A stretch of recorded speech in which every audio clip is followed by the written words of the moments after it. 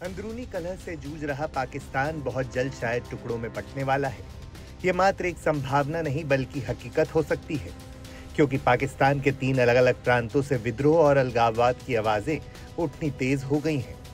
इसका बहुत बड़ा कारण है पाकिस्तान की मौजूदा आर्थिक स्थिति।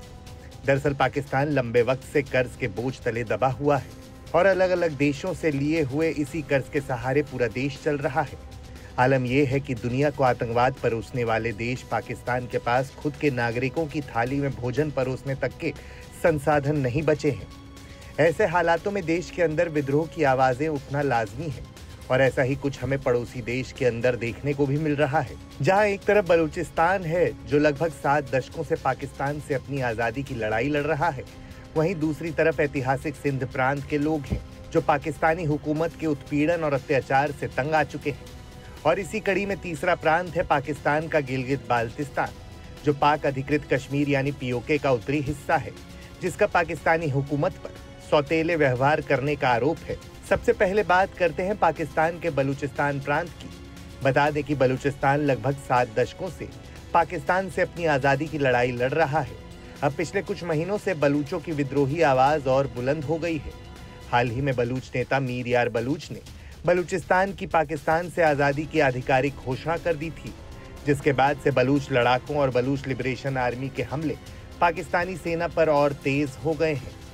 बलूचिस्तान में बगावत, बलूचियों ने किया था जाफर एक्सप्रेस को हाईजैक, पाकिस्तानी सेना पर किए सैकड़ों हमले में मारे गए 100 से ज्यादा पाकिस्तानी सैनिक, बलूच नेता कर चुके हैं आज़ादी की घोषणा।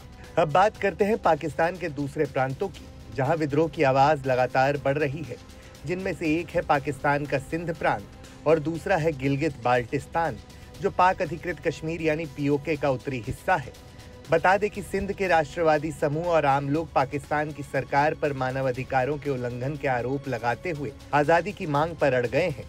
सिंध के राष्ट्रवादियों की जल्द से जल्द रिहाई की मांग करते हुए प्रदर्शनकारियों ने सरकार को चेताया है कि अगर ऐसा नहीं हुआ तो बड़े पैमाने पर पूरे प्रांत में आंदोलन किया जाएगा।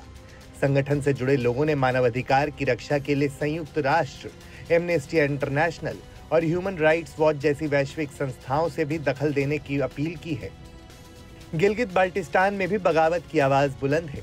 ये पाकिस्तान अधिकृत कश्मीर का उत्तरी इलाका है और यहाँ के चरमपंथी संगठनों ने अपने अलग देश के लिए नाम तक तय कर रखा है, बलवारिस्तान यानी ऊंचाइयों का देश। यहाँ के नेताओं का आरोप है कि पाकिस्तान का सबसे बेहतरीन पर्यटन केंद्र होने के बावजूद सरकार ने इस इलाके के साथ धोखा किया है। इसी वजह से गिलगित बाल्टिस्तान में आज़ादी की मांग हो रही है। ऐसे में सौतेले व्यवहार से यहाँ की जनता परेशान हो चुकी है और इस इलाके में खाने पीने तक के सामान की किल्लत रहती है। तो ये थी पाकिस्तान में चल रहे आंतरिक विद्रोह और कलह की पूरी कहानी, जिससे ये कहा जा सकता है कि पाकिस्तान को बर्बाद करने में किसी दूसरे देश की जरूरत ही नहीं, बल्कि खुद पाकिस्तान ही अपने आप को बर्बाद करने में पूर्णतः सक्षम है।